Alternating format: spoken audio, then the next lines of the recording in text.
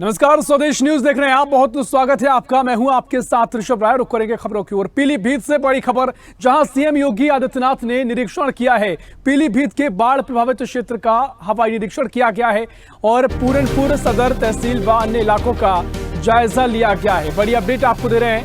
मुख्यमंत्री योगी आदित्यनाथ ने जायजा लिया है, हवाई निरीक्षण किया है। बाढ़ प्रभावित क्षेत्रों का दौरा करने पहुंचे मुख्यमंत्री योगी आदित्यनाथ। पीलीभीत से आपको अपडेट दे रहे हैं, तस्वीरें दिखा रहे हैं जहां सीएम योगी आदित्यनाथ ने निरीक्षण किया और पीलीभीत के बाढ़ प्रभावित क्षेत्र का निरीक्षण किया गया है। हवाई निरीक्षण सीएम ने किया है।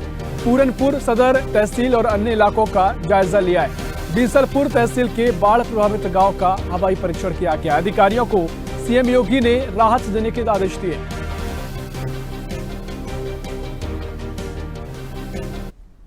उत्तर प्रदेश के उन्नाव में भीषण सड़क हादसा हो गया। बताया जा रहा है कि लखनऊ आगरा एक्सप्रेस वे पर तेज रफ्तार बस पीछे से दूध के कंटेनर में जा घुसी और हादसे में 18 यात्रियों की मौत हो गई है और लगभग 30 लोग घायल बताए जा रहे हैं। सूचना मिलने पर पुलिस प्रशासन ने मौके पर पहुंचकर घायलों को अस्पताल में भर्ती कराया। वहीं हादसे पर सीएम योगी आदित्यनाथ ने दुख जाहिर किया है और अफसरों को तत्काल मौके पर पहुंचने के निर्देश दिए गए हैं। साथ ही मुख्यमंत्री ने घायलों के समुचित उपचार के निर्देश भी दिए हैं। लगभग 4:52 पर यूपीडा कंट्रोल रूम में सूचना मिली कि किलोमीटर संख्या 247-500 पर एक बस और टैंकर में एक्सीडेंट हो गया, भिड़ंत हो गई, जिसमें काफ़ी लोग घायल हो गए हैं। तो इस सूचना पर मौके पर पहुंचे बेटा मुजावर पुलिस और थाना बांगरमऊ पुलिस और मैं स्वयं पहुंचा और वहां पर देखा गया कि काफ़ी संख्या में लोग मृत पड़े थे, जिनको तत्काल प्रभाव से रेस्क्यू कराते हुए गाड़ियों को हटवाते हुए जो उनके बॉडीज थे उनको करवाया गया और जो घायल थे उनको तत्काल जिला CHC बांगरमऊ भेजा गया। सर, लगभग कितने लोगों की मौत हुई है?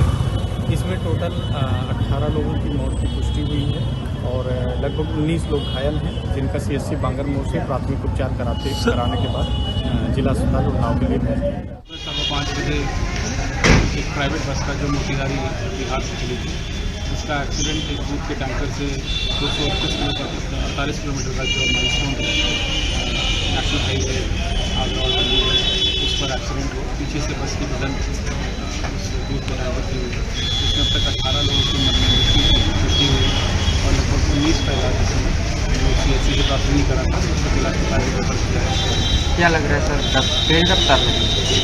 प्रथम दृष्टया जो हमारे पास सूचना आई है उसमें यही लग रहा है कि बस तेज रफ्तार में थी।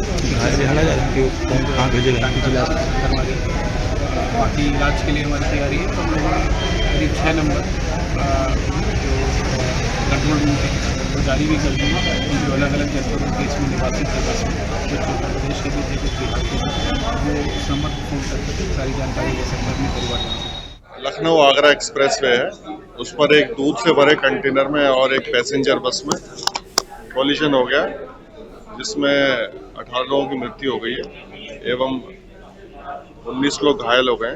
घायलों का उपचार जिला अस्पताल में चल रहा है। 5 घायलों को रेफर किया जा रहा है लखनऊ बेहतर उपचार के लिए और सभी बचाव कार्य किए जा रहे हैं और जो मृतक है और घायल है उनकी पहचान सुनिश्चित की जा रही है, उनके परिजनों को सूचित किया जा रहा है। नंबर भी जारी कर दिए गए हैं जिस पर वो फोन करके सूचना प्राप्त कर सकते हैं। अभी 18 की रिपोर्ट है, बाकी जो प्रगति होगी अवगत कराया जाएगा। और उन्नाव में आगरा लखनऊ एक्सप्रेस वे पर तेज रफ्तार डबल डेकर बस पीछे से दूध के टैंकर में जा टकराई। हादसे में 18 यात्रियों की मौत हो गई है, जबकि 20 से ज्यादा यात्री घायल बताए जा रहे हैं। प्रधानमंत्री नरेंद्र मोदी ने हादसे पर दुख जाहिर किया। मृतकों को 2-2 लाख रुपए और घायलों को 50,000 रुपए आर्थिक सहायता देने की घोषणा की है। घटना की सूचना मिलने पर बेहिटा मुजावर थाना पुलिस ने मौके पर पहुंचकर घायलों को CHC में भर्ती कराया। वहीं डॉक्टर ने प्राथमिक उपचार के बाद गंभीर घायलों को जिला अस्पताल रेफर कर दिया है। उत्तर प्रदेश के उन्नाव जिले में बांगरमऊ के निकट लखनऊ आगरा एक्सप्रेस वे पर एक दुग्ध हादसे पर कांग्रेस सांसद राहुल गांधी ने दुख प्रकट किया है। उत्तर प्रदेश के उन्नाव में हुई सड़क दुर्घटना अत्यंत पीड़ादायक है। इसमें जिन लोगों ने अपने को खोया है उनके प्रति मेरी संवेदनाएं हैं। ईश्वर उन्हें इस कठिन समय में संबल प्रदान करे। इसके साथ ही मैं घायलों के जल्द स्वस्थ होने की कामना करता हूं। और मध्य प्रदेश विधानसभा के मॉनसून सत्र और बजट के बाद मोहन सरकार ने कैबिनेट बैठक में कई अहम प्रस्तावों को मंजूर कर दिया है। इस कैबिनेट बैठक में सरकार का फोकस किसान और छात्र रहे हैं। वहीं की सरकार ने अपने लिए भी कुछ प्रावधान किए हैं, जिसमें सरकार अब 235 करोड़ की कीमत वाला स्वयं का विमान खरीदने जा रही है। मध्य प्रदेश की मोहन सरकार ने बुधवार को मंत्रिमंडल की बैठक में कई अहम प्रस्तावों को मंजूर कर दिया। मुख्यमंत्री डॉक्टर मोहन यादव की अध्यक्षता में मंत्रालय ने बैठक हुई और मोहन कैबिनेट ने ई विधानसभा के प्रोजेक्ट को मंजूरी दे दी है। वहीं किसानों के लिए नई सिंचाई परियोजना और स्टूडेंट्स के लिए छात्रवृत्ति की मंजूरी दी है।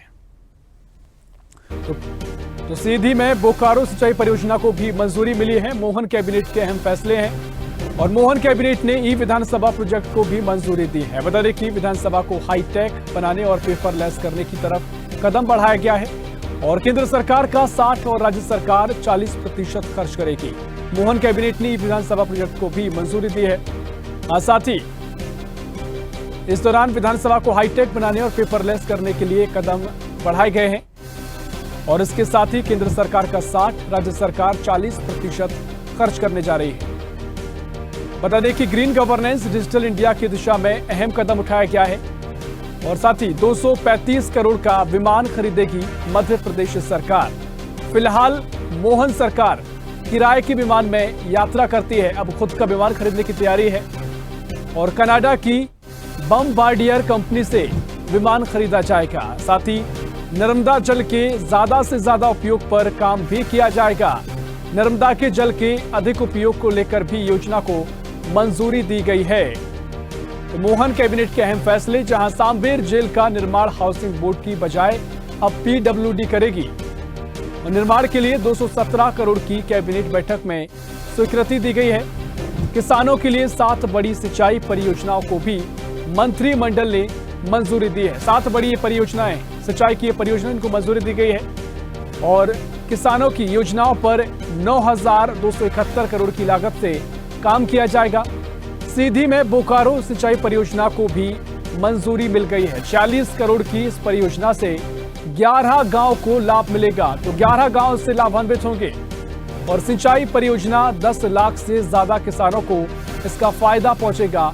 मोहन कैबिनेट के अहम फैसले, कई योजनाओं को मंजूरी मिली है और कई अहम फैसलों को स्वीकृति भी इस कैबिनेट बैठक में दी गई है।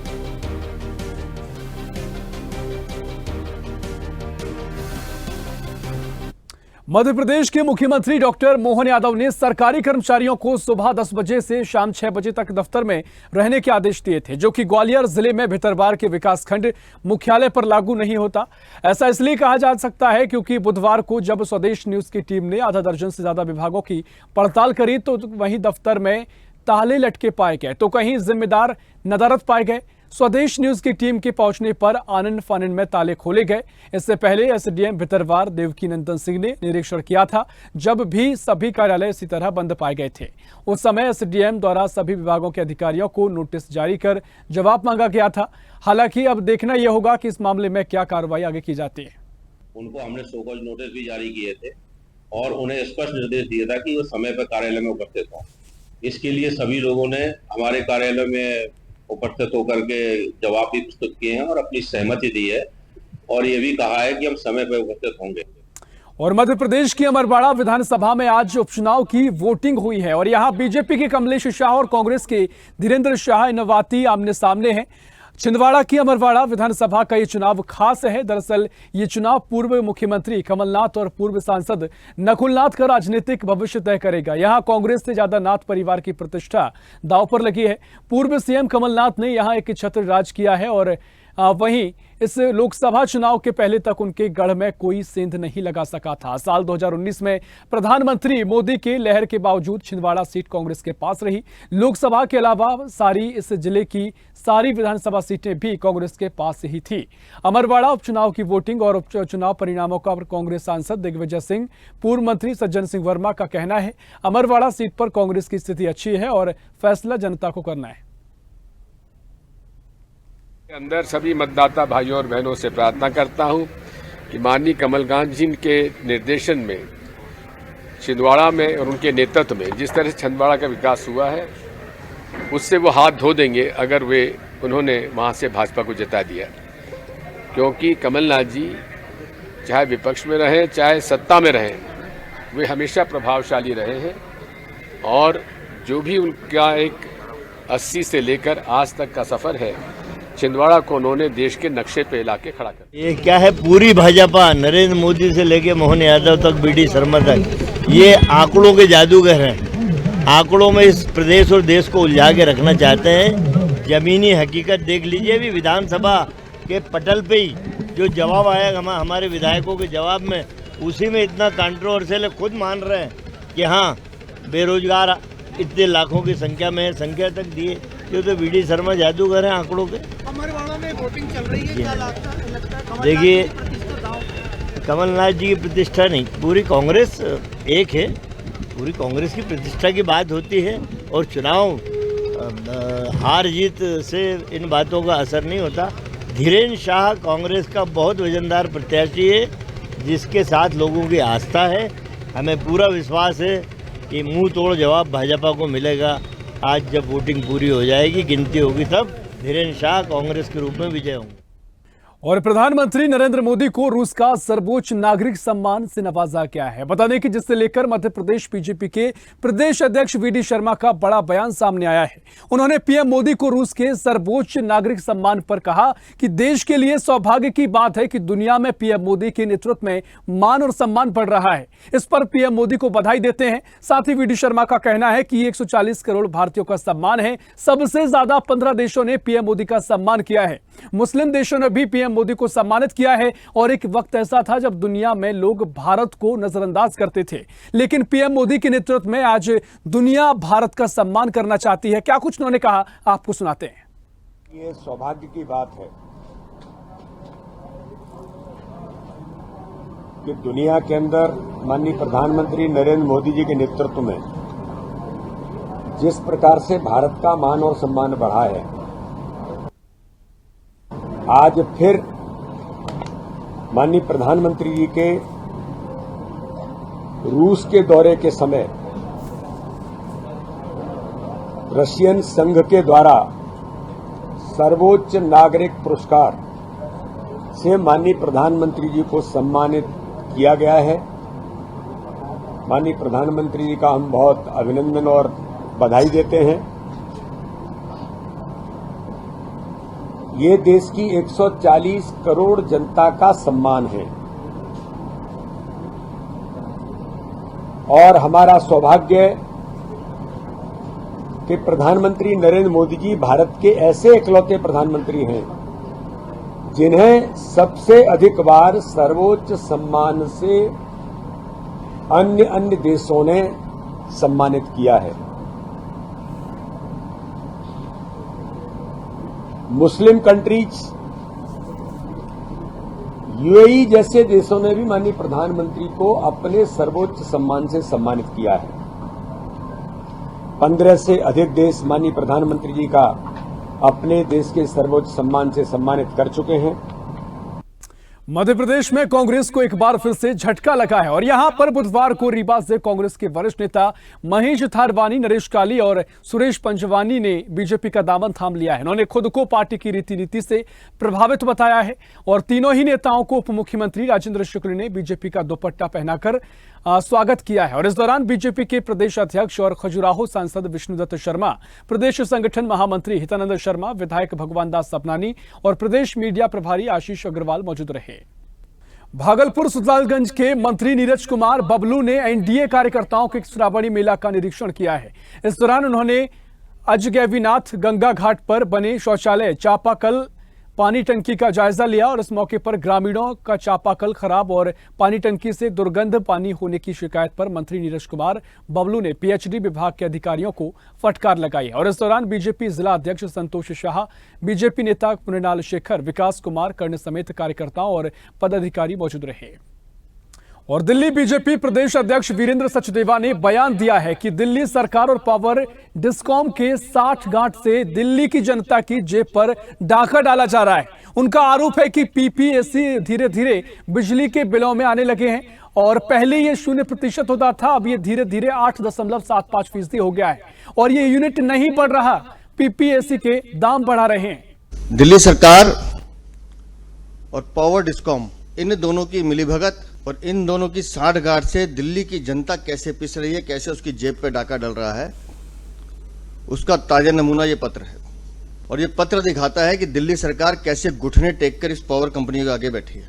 PPAC, power purchase adjustment charges, अगर आप अपना बिजली का बिल देखेंगे, पहले ये 0% होता था, फिर धीरे धीरे बढ़ते बढ़ते 5% हुआ, फिर 7% हुआ, करते करते, लेकिन वो चार्जेस यूनिट में नहीं बढ़ाए गए। इस दिल्ली सरकार की समझदारी देखिए कि चोरी करने का भी नया तरीका है, लूटने का भी नया तरीका है। और दिल्ली में बाबा केदारनाथ धाम की बुराड़ी में नींव रखी गई है, जिसमें उत्तराखंड के मुख्यमंत्री पुष्कर सिंह धामी मुख्य अतिथि के रूप में मौजूद रहे। और इस दौरान श्री 1008 श्री कैलाश गिरी जी महाराज की उपस्थिति ने लोगों को मंत्रमुग्ध कर दिया। केदारनाथ धाम को लेकर मुख्यमंत्री पुष्कर सिंह धामी ने कहा, देश में ये दूसरा केदारनाथ धाम होगा। केदारनाथ धाम के ट्रस्टी सुरेंद्र रोतेला ने कहा कि 2 साल में धाम बनकर तैयार हो जाएगा। कार्यक्रम में हजारों भक्तों ने हिस्सा लिया। जो हमारे आने वाली पीढ़ियों को सनातन के प्रसार के लिए अध्यात्म के क्षेत्र में हमारे सभी लोगों को जोड़ने के लिए एक बड़े केंद्र के रूप में बनेगा। मैं सबको शुभकामनाएं। निश्चित रूप से मैं भी स्वयं बहुत खुश हूँ जो है इससे पूज्य काम में मैं भी यहाँ पर सम्मिलित हो पाया। देखिए, ये जो मानसून का जो समय होता है वो हमेशा हमारे लिए चुनौतीपूर्ण होता है और भूस्खलन, आपदा, अतिवृष्टि आना, सड़कों का संपर्क मार्ग टूट जाना, जल भराव हो जाना, इस पर काम है। ये लगातार मैं स्वयं की समीक्षा कर रहा हूँ। यहाँ माताएं बहनें उपस्थित थी। आप सभी जो देश के वरिष्ठ मीडिया बंधु हैं वो सभी यहाँ उपस्थित थे। मुझे लगता है यह एक दिल्ली के लिए बहुत बड़ा वरदान है भगवान शिव का, और महादेव की कृपा है जिसके कारण यह स्थान यहाँ भगवान शिव को समर्पित किया गया। मैं तो उनको बधाई देना चाहूँगा जिन्होंने भूमि दान दिया है। मैं उनको बधाई देना चाहूँगा, राम नारायण अग्रवाल जी को बधाई देना चाहूँगा कि उन्होंने भूमि केदारनाथ धाम समिति को दिया है। और सुरेंद्र रोतेला जी मेरे शिष्य हैं, विधायक महेश जीना जी हमारे शिष्य हैं। उन्होंने कहा कि 2.5-3 साल में हम मंदिर को बना करके भक्तों के बीच में भक्तों को समर्पित करेंगे। हमारे साथ मौजूद हैं सुरेंद्र रोतेला साहब। हम उनसे बात करेंगे कि कैसे प्रेरणा इसकी आई और कब तक ये मंदिर बन के तैयार होगा। देखो, यहाँ दिल्ली में जो केदारनाथ धाम बनने जा रहा है, इसकी प्रेरणा आपने देखा होगा, केदारनाथ में संख्या इतनी ज़्यादा हो गई है कि लोग वहाँ पे पहुँच नहीं पाते। इतना मुश्किल हो गया पहुँचने लोगों का वहाँ पे कि 6 महीने मंदिर खुलता है और 6 महीने बंद रहता है। तो यहाँ पे मंदिर 12 महीने खुलेगा और आशीर्वाद बाबा खुद यहाँ विराजमान हुए हैं। हमारा मन में कोई संकल्प नहीं आया, बाबा का संकल्प है और बाबा खुद यहाँ विराजमान हुए हैं। तो ये 2 से लेकर 2.5 साल के अंदर मंदिर बनकर तैयार हो जाएगा और जैसा स्वरूप वहाँ पर है वैसे स्वरूप यहाँ पे बनेगा। अच्छा, इतना शुभ काम आप कर रहे हैं, बहुत बड़ा काम मैं मानता हूँ इसे, कैसा महसूस कर रहे हैं? मैं माननीय मुख्यमंत्री श्री पुष्कर धामी जी और श्री कैलाश गिरी जी और हमारे कंचन गिरी जी और बहुत साधु महात्मा जो लोग आए हैं, जिन्होंने आज इस शुभ काम में अपना एक ईंट रखी, इसके नींव रखने के लिए मैं उनका बहुत बहुत धन्यवाद करना चाहूँगा। दिल से बहुत बहुत धन्यवाद करना चाहूँगा। और सभी यहाँ की जनता जिसका इतना उत्साह था उसको करने के लिए, और जो लोग यहाँ पे आएंगे दर्शन के लिए, उन सब का बहुत बहुत अभिनंदन करता हूँ और स्वागत करता हूँ। कब तक ये तैयार हो जाएगा बनके? 2 से लेकर 2.5 साल में तैयार हो जाएगा। और फिलहाल के लिए इस बुलेटिन में इतना ही। देश प्रदेश की और भी खबरों के लिए देखते रहिए स्वदेश न्यूज, सबसे पहले देश।